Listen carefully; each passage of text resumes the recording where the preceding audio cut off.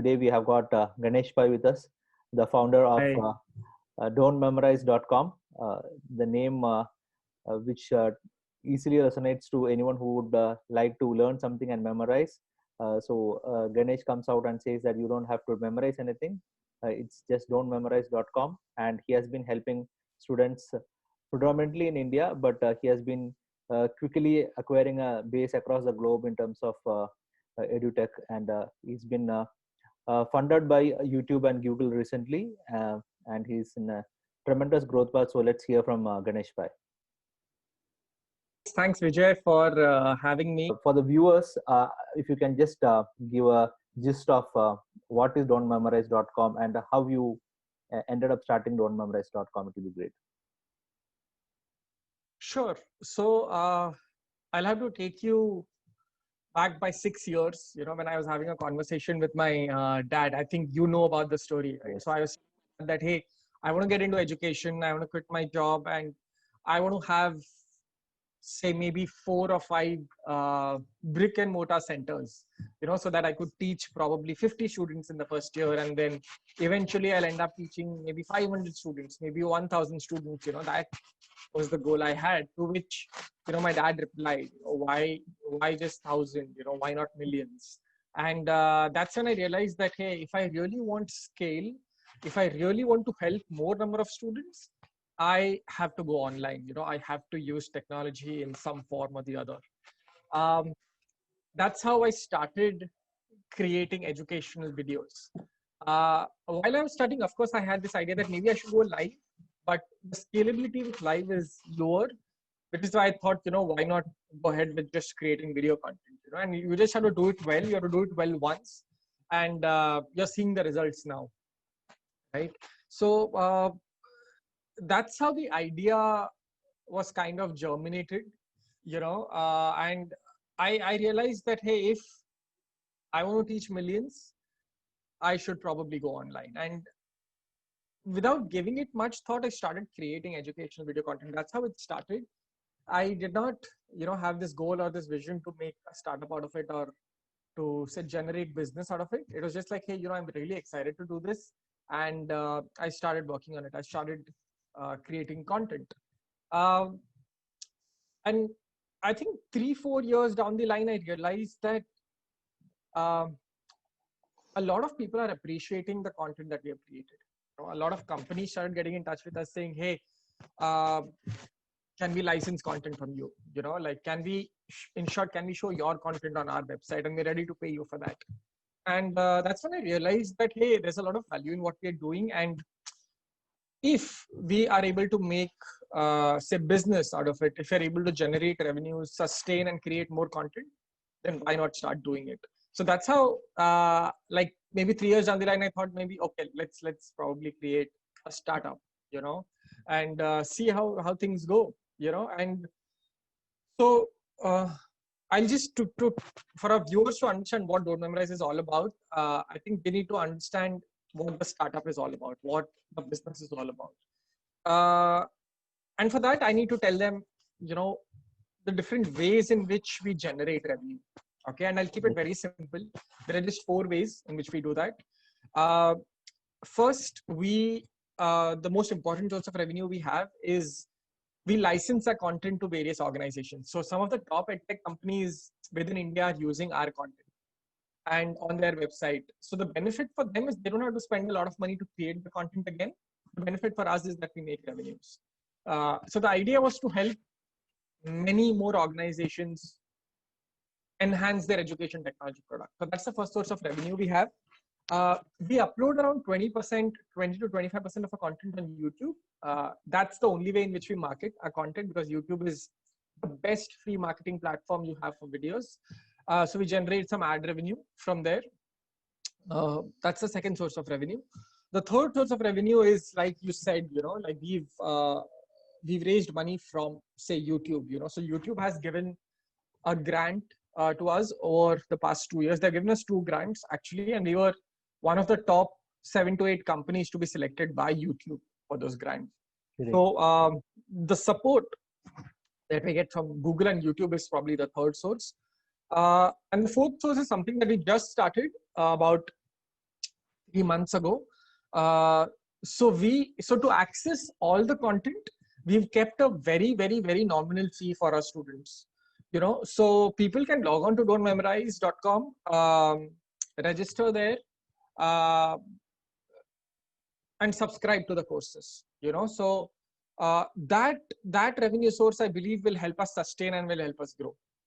So for complete access to the whole library and many more features, students should subscribe to our courses on, say, don'tmemorize.com. So I'd say these are the 4 ways in which, say, we kind of generate revenues to sustain and to grow. And I think the journey and the goal that we had of, say, teaching millions, that has already been done. Like, we've crossed uh, over 110 million views on our YouTube channel. So that means approximately we've already educated close to, say, 3 to 4 million students. So that's something that I have already done. That's something that my team has let me do. And now the dream is bigger. Now the dream is probably I want to someday educate 1 billion learners. And that's the quest, that we have right now, and we're going to achieve that. I don't know how much time it's going to take. It would be very tempting to say that we're going to achieve this in the next 5 years, but I don't think it's going to be easy. We're going to, say, work much harder, and I think over the next, say, probably 10 years, we are able to educate, say, 1 billion learners, in this world. And that's the dream that I have for Don't Memorize. Awesome.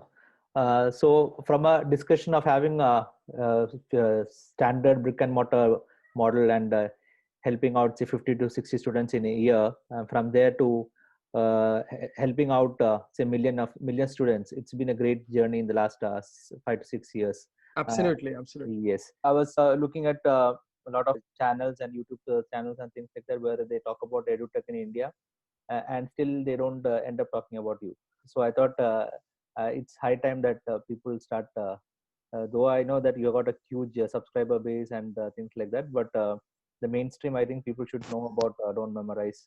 To answer your question, right? Like, people don't talk about Don't Memorize, a lot. You hear about a lot of other edutech players, and not really about Don't Memorize. I think I know why that is happening. I had this feeling that, people, or, say, news websites, or, say, anyone who's covering news basically talks about startups because, say, the startups are generating a lot of value. Startups are helping a lot of people. But the more I got into it, the more I realized that it's a lot of PR spends that various startups do, and other websites start writing about them. So I don't believe that we really need to spend money on PR, and we should let our work do the talking rather than, say, various startup news websites. So which is why we've not invested a lot of money in PR, which is why you won't hear a lot about Don't Memorize. I don't necessarily think it's a bad idea to invest in PR. Of course you can, but I just don't think it's the right time probably for us to do that. But sometime in the future we may do that, because visibility always helps.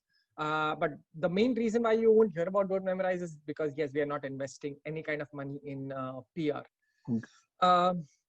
Otherwise, I think things are going great with Don't Memorize. Our viewership has increased significantly during this pandemic time. It's unfortunate whatever is happening in the world. A lot of people have lost jobs. A lot of sectors are not really doing well. So I hope the world recovers fast, and things get better soon. But if I have to talk specifically about edutech, yes, my viewership over the last few months has increased, I think, close to 225%. Wow. So our YouTube channel is doing phenomenally, and I think students are saying a lot of good things, and even teachers have started saying a lot of good things. And we've started noticing that teachers are using our tutorials to teach their students, which is interesting, in a way, because then that shows us that teachers really believe in our ideas, our concepts, the way in which we deliver concepts. So that's also a good thing, and yeah, overall, I think the viewership has shot up significantly, and now is the right time, I think, for us to step up our game and generate more content so that we could help more students and teachers, to quickly adapt to, say, the online model. The shift from, say, the physical classroom to the online classroom has been pretty quick for plenty of people, for plenty of students and teachers, and we want to be there to help them out. Great. So we want to be there. That's the whole idea, and I think it's going great. For a startup like you, and you spoke about that you have not invested in PR and marketing activities, which definitely you have your own thoughts of how to go about it. It is interesting that now when people listen to your story and that you are garnering a million views and YouTube has invested and things like that, people will be definitely thinking that, okay, this is a great big startup and there will be hundreds of people are working under Ganesh and things like that. Talk about your team size and how effectively, or I would say that this is one of the startups I would put as a great example of lean management. So if you can talk about your team.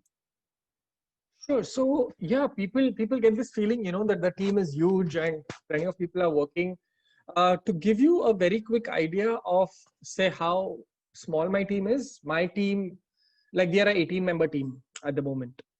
But there's this beauty in which the way Don't Memorize really functions. So the team that we have, the full-time team that we have, like people who would call employees, including me, are close to 18, and the roles are say tech, marketing, sales, and I'd say quality control. So QC, like quality control, is like one of the most important things you have to focus on. Most important things, like, I feel like if you're able to take care of the quality while you are scaling, I think the startup has won the game. These are the problems that startups face when they scale. The quality drops. Yes. So that's the team that we have in house, right? The full-time team. But we are working with more than 50 people on the outside, right? We are working with a lot of animators, a lot of illustrators, and a lot of content creators that are not really employed by us, but are working with us, because they are independent. I would call them entrepreneurs as well, so they have their own setups, and we approach them and we tell them that, hey, this is where we need help. Would you be willing to work with us on this project?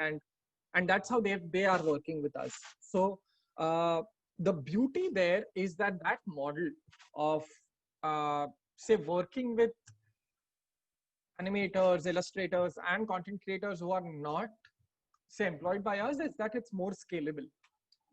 So it's good for them and it's good for us as well. It's good for them because they are kind of building their own companies, their own setup, and that doesn't happen if you're an employee with a company, right? So they are becoming entrepreneurs. We're enabling them to become entrepreneurs, to have their own setups, and the advantage for us is that is more scalable.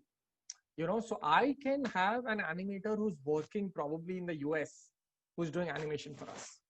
I could have an illustrator who's from, I don't know, Bangladesh, who's a genius, who's very creative, who's working with us.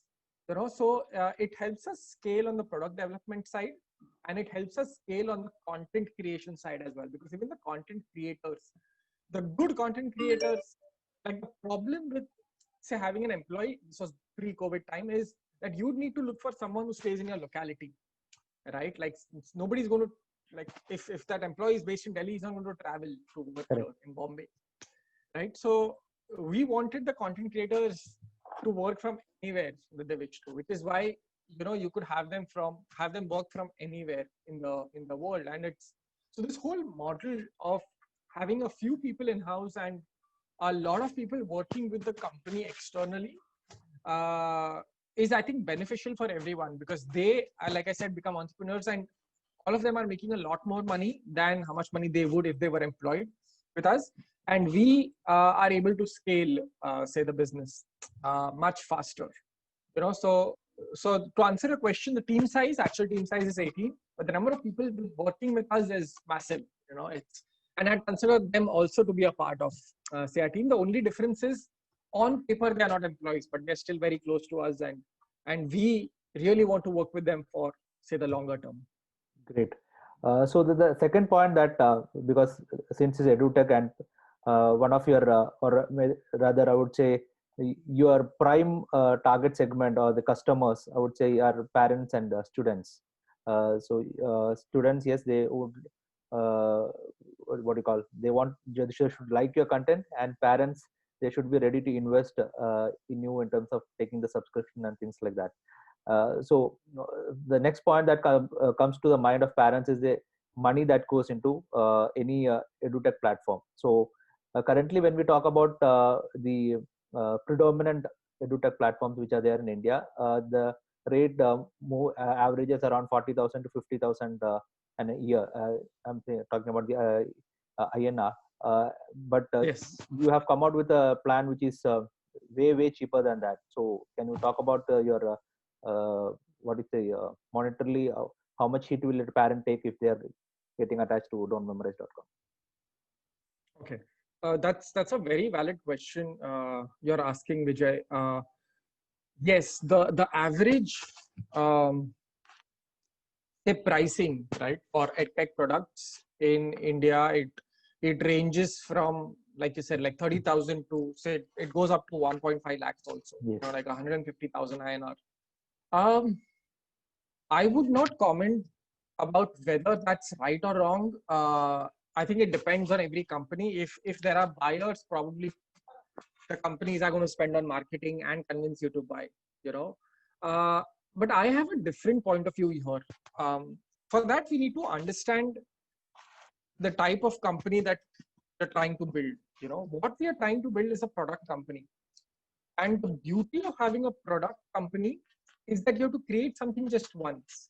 If you have to create something once, it means your prices cannot be high, right? It's a very logical thing to, you know, understand that if I'm creating something once, that then I'm not going to charge them a lot of money, right? So the videos that we have created it once. Of course, you spent a lot of money to do that, but you've created it just once, which means ideally there should be, the price point should be very affordable. That's the beauty of creating products and being in education.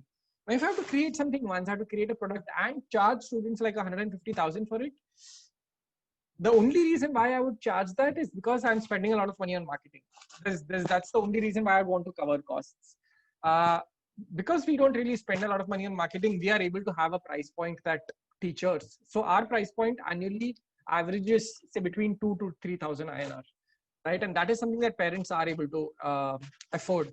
And the reasons are, there are two reasons for that. Reason number one is, I told you, like, they've created a product once, and which is why I'm able to keep the price point.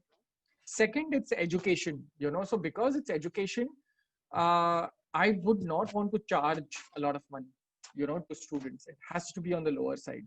So those are the 2 points why we have kept our price points really low. And third, how we are positioning ourselves, right? So we are positioning ourselves as not someone who's going to replace your school or replace your tuition teachers. We are positioning ourselves as, say, your teacher in your pocket.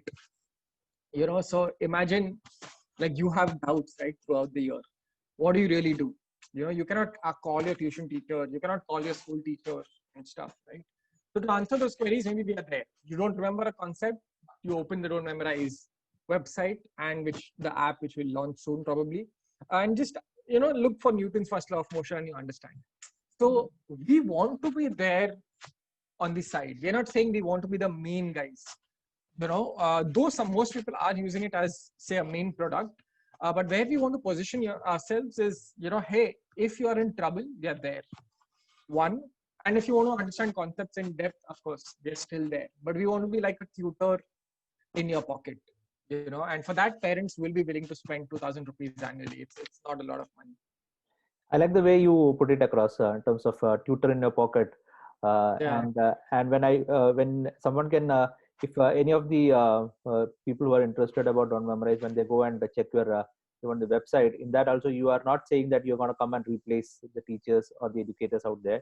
You are saying that you're going to enhance, or rather be a person or a tool which can help you to clarify your doubts. So that's how you have positioned it. And uh, what do you call?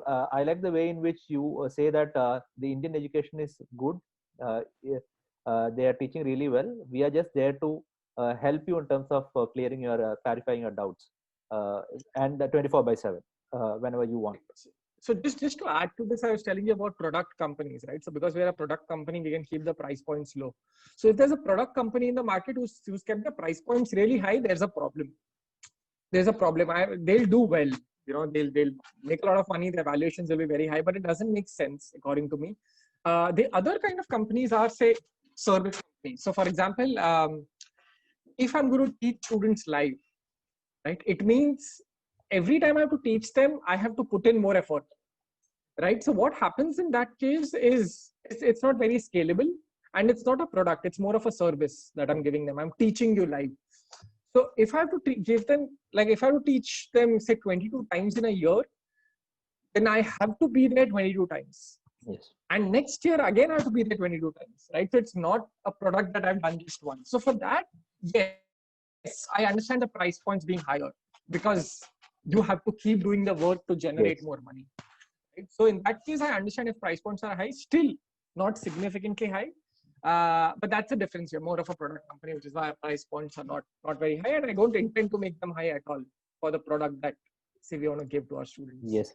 And I'm pretty sure that people who have been using Don't Memorize, say for the last 2 to 3 years, even when you came out with this pricing model very recently, you ended up giving a huge discount for them. And I think people who were part of Don't Memorize, the journey of don'tmemorize.com, they were getting, I think, for 1 year for around 300 to 400 rupees, which is like going out and picking up a pizza from Domino's. So that's the cost you're charging for a year of knowledge that you're imparting to the students. So that's great. And I'd like to tell you why. Sorry to interrupt you, Vijay, Yeah. but I'd like to tell you why we really did that. A lot of people started raising questions like, Ganesh, why are you doing this? That is just like $300 a year. So before this, right, before we had a price point, like, to be honest, we had a lot of confusion. Should we use the B2C model? Should we have the fourth source of revenue? And we decided that it's better to have the fourth source because that is the most stable source, which will help us in the future. Correct. And that will help us create more content. So a lot of people were studying on the website before we moved to this model. A lot of people, right? And suddenly we did not want to stop their learning by putting a massive price barrier. At the same time, we did not want to give everything to them for free, because things lose their value if you give everything for free, right? So we thought we don't want to stop their learning. So we just stepped in and said, hey, we're giving you a 90% discount, just $300.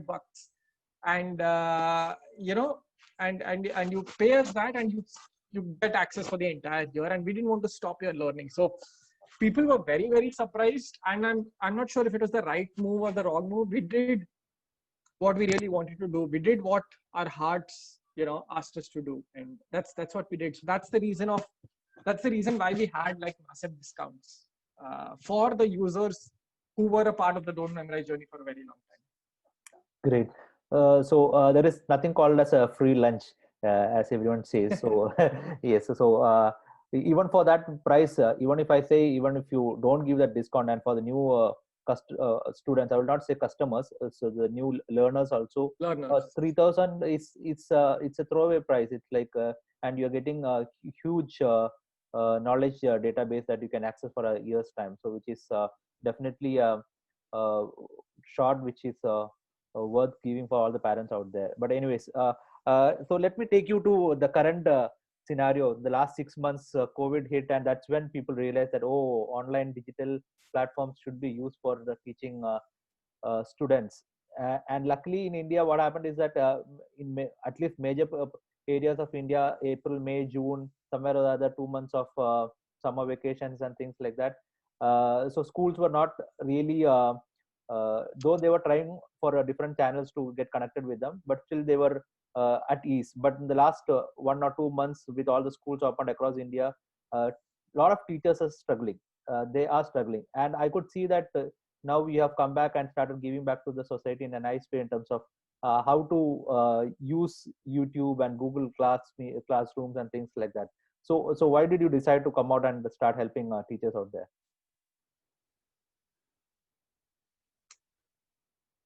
The main reason is, I think, very evident. I think it was a part of your question. Teachers are struggling, and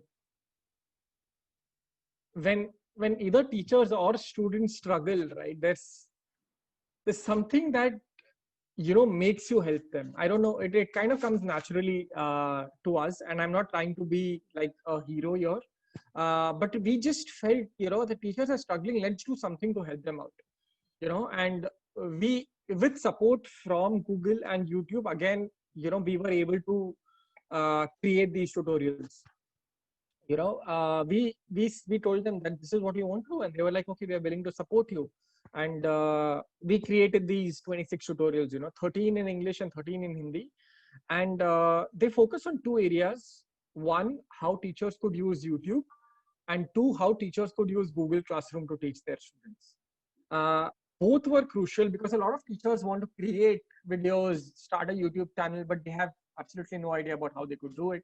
And a lot of teachers also are kind of forced to use Google Classroom to teach their students. And we wanted to have basic tutorials for that as well. So we started doing that, and to answer your question, why? Of course, we just felt like helping them out. And I think it's received like a phenomenal response. Like in the first 3 weeks, the first video got like 110K views. That has never really happened with Don't Memorize, because educational content grows slowly. It doesn't grow in the first 1 or 2 weeks. So that kind of, showed us that there's massive demand in the market, and we are out there to help. And what was interesting was that the CEO of YouTube, Susan, retweeted about this, and that kind of told us that, hey, YouTube is very happy again with what we are doing and how we are helping teachers. YouTube or Google in general is very happy about this. And Susan tweeted about this, and we were like, wow, this is massive. And I think I wrote a post on LinkedIn about it. Yeah, I saw that.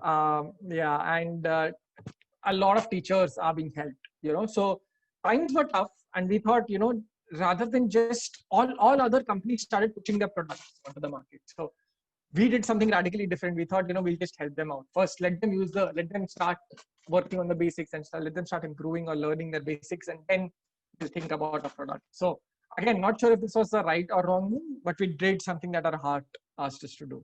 Our hearts, asked us to do. So that was the goal. We just wanted to help the teachers. It's very simple. It was just one point. Great. Because before doing this interview today, I was listening to your, or rather watching to your whole session that you did for the teachers for the last 1 hour, and you have put it very in a very simple and effective manner. You have put it in addition to teachers who want to go into a YouTube channel. So I've been seeing that there is a tremendous increase in the number of people who have started putting up YouTube channels now, sitting at home because of COVID and things like that. Either the creativity with the kids, or their own cooking skills, or dancing stuff and things like that. So I understand that there's going to be, or rather, in the last 3 to 4 months, the number of YouTube channels would have gone up drastically. And I think for them also, if they listen to your session for a half an hour or 1 hour, they could pick up the basics of how to put up a video, and how to reach out to people, and what are the tags. And I like the way you have put it in terms of there is a lot to learn. Even for a good YouTuber, there are a lot of things, the basic hygiene stuff they have put it. It has been done in a very effective manner. So Yes. From here, yeah. So I'll take you to the point wherein you spoke that in the last 3 months or 4 months, when the COVID hit, you have grown 225%. So tell us more about that, because you were working from from office setup, and then suddenly everything closed down, and still you managed to create content, or rather start putting up more content, and then you are growing, and the consumption was also significantly going up. So how did you keep pace with that? So there were no significant changes in our production plan.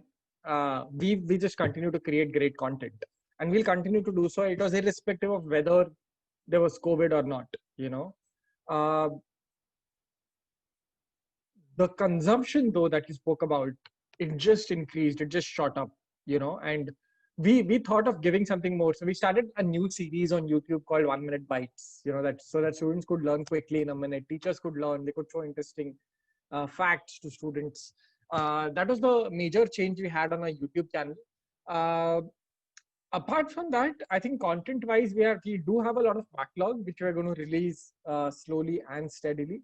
Um and we'll grow, right? But consumption wise, like I said, the viewership just shot up, 225%. So I don't remember the exact numbers we had 4 or 5 months ago. I think I can do the math and tell you later. But as of today, we get close to 250,000 views every day. Wow. That's like 1 million views in 4 days. So uh, that that is just helping us grow, and that kind of viewership is something that we never really got ever, in the past 4 years of having our YouTube channel. So that's where we stand currently, only on our YouTube channel. The viewership that we're getting is close to like 250,000 views every day, and that is just helping us grow. And now we have realized that YouTube is a main platform for us marketing wise, and like we spoke about PR and stuff. I think YouTube is the place from where people will hear about Don't Memorize. So you ask students who are studying on YouTube, they'll know about Don't Memorize, right? But if you look at these news websites, you may not hear about Don't Memorize at all. So that's how the journey has been. So from where we were to a quarter of 1,000,000 views every day, that's how we have grown during the pandemic. Yes. See, when I spoke to you, say I think some 8 to 9 months back, and that's when you emphasized on the quality of content, and you told me that you keep putting quality content on YouTube, and YouTube will slowly and steadily understand that and start pushing your content to the viewers. I think that is the way in which you believed in that, and that has helped you grow tremendously for the last 3 to 4 years, and definitely in the last 3 to 4 months also. People who have got quality content out there, they will definitely grow, is what you have shown to the world. That PR and marketing, yes, they are required at some point in time, but if you have got quality content, even the big players like YouTube will start pushing your content. That's really nice to know that about that. Absolutely, I have no doubt about that at all. So if there are future content creators or future educators who are watching this, the goal is very simple, and I think this, like, everybody knows about this, but people hear about it but they don't implement it. Like, it's absolutely simple. You create great content, you will win.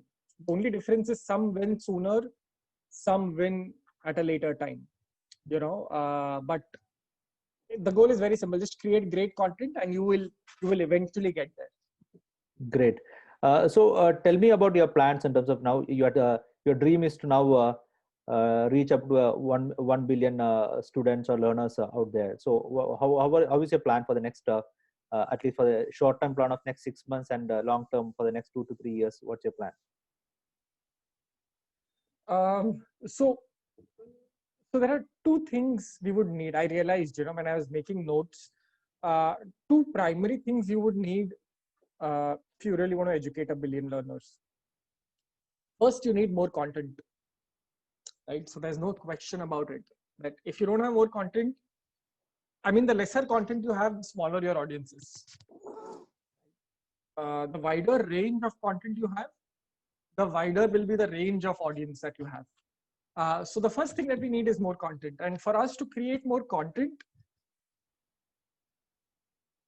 the team model that I told you about, wherein a lot of external people start working with us, that's a scalable model, right? So in order to create more content, we have to build a scalable model when it comes to creating content, and we've already been doing that.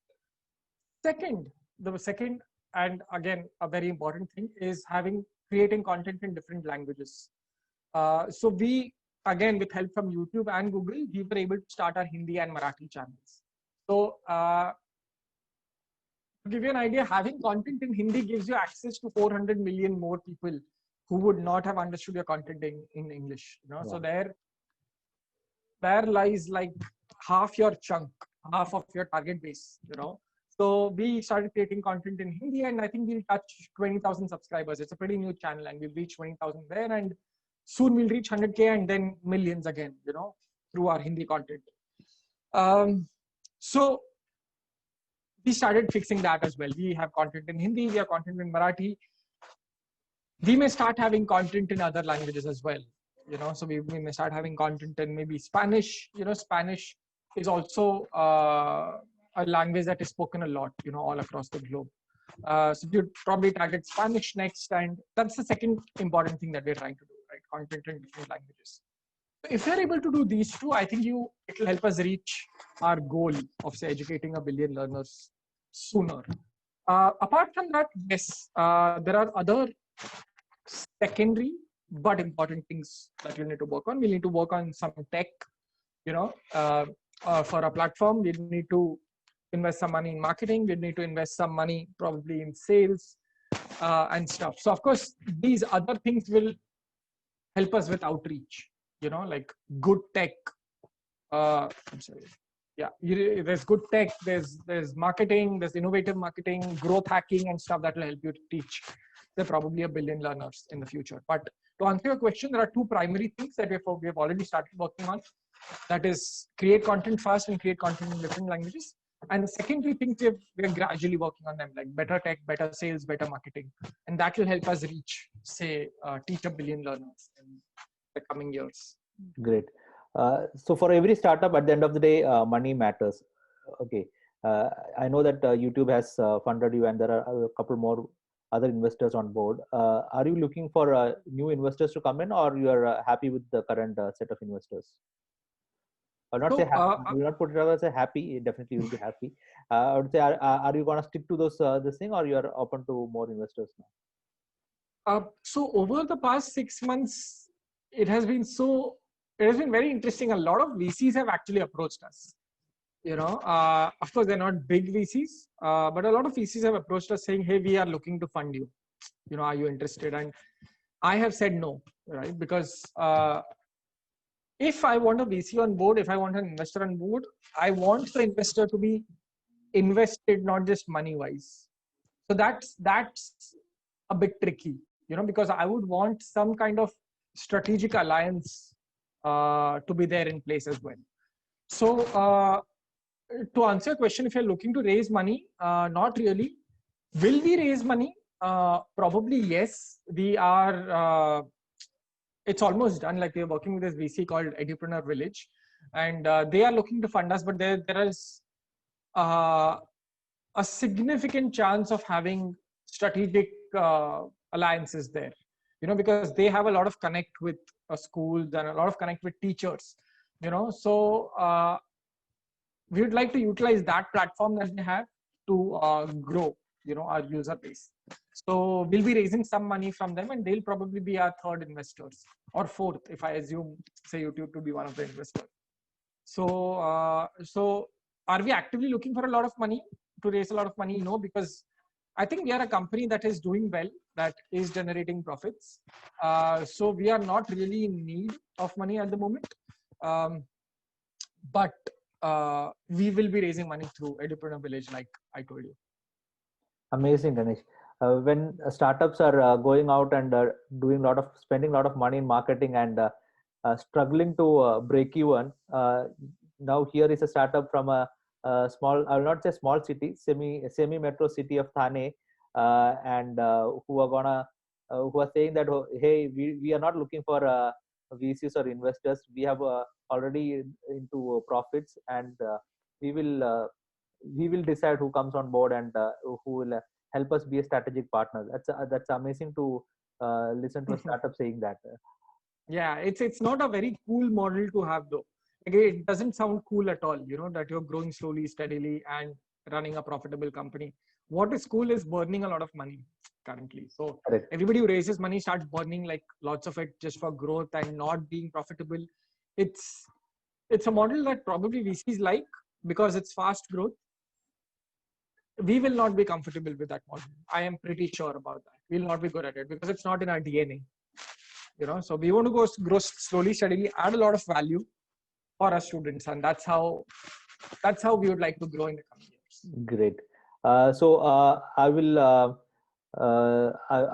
wind up this session in the say next 4 to 5 minutes.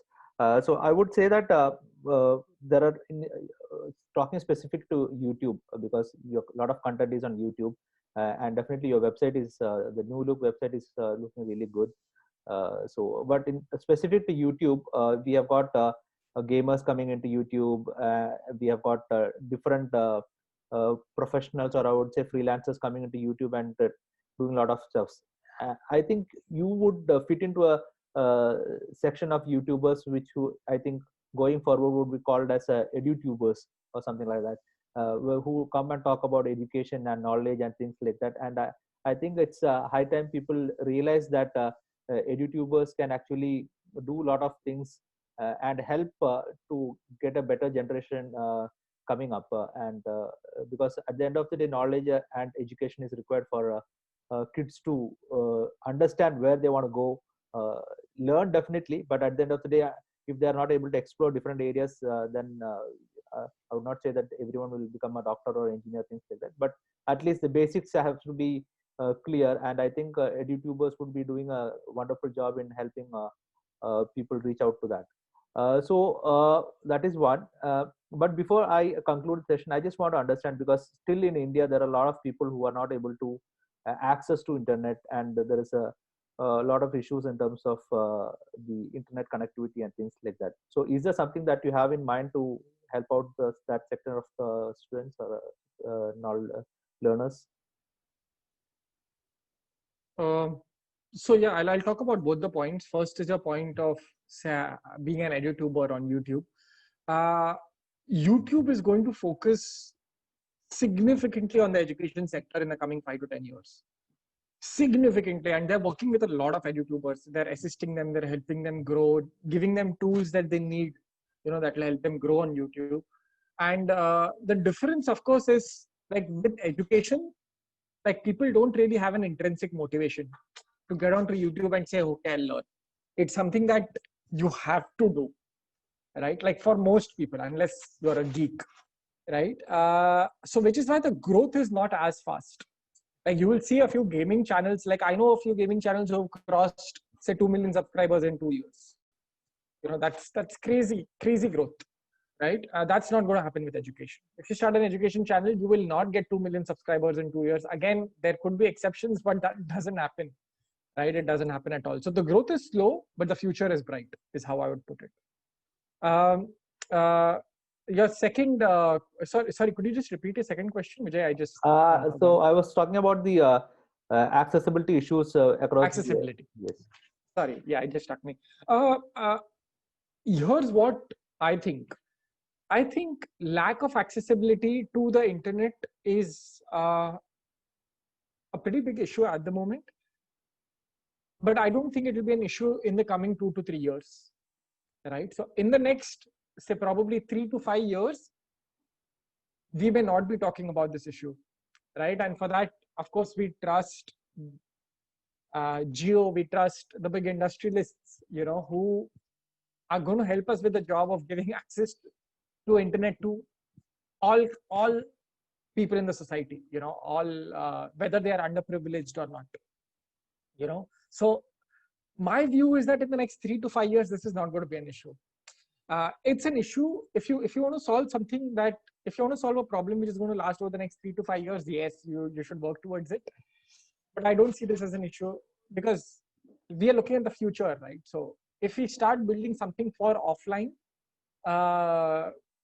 it would be a temporary issue that we are solving. But we would want to give access offline to our users through the app where they could download it, because of different, like other issues other than lack of internet. So some people like to watch content offline. It's like they download 10 videos onto their app and just watch it without access to internet, so that if the internet is slow. So of course we'll give that feature, but we're not going to build anything special because there is lack of access to the internet. That I feel is a very temporary issue, and it'll get sorted soon. Great. And I think as you said that the geos and the big industrialists will definitely tap into that and plug the hole is what I will also assume in the next Absolutely. 2 to 3 years. I would not say even 3 to 4 years. I think that the market is wide open for them. So maybe in the next 2 to 3 years, I think with the optical fibers and things going across the rural Oh, areas, I think absolutely. things should be sorted out. Great. Uh, yes. Absolutely. I'll wind up the session. It was great talking to you, Ganesh. And I would conclude with your own words that the growth is slow, but the future is bright. And definitely don't memorize. The growth has been slow but significant in the last 6 years, and I think it's the right time for to see you tremendously growing from here on and reach that billion mark way before you are accept what you are expecting for another 4 to 5 years, but I think that you should be doing that in another 2 years time. So all the best to that journey.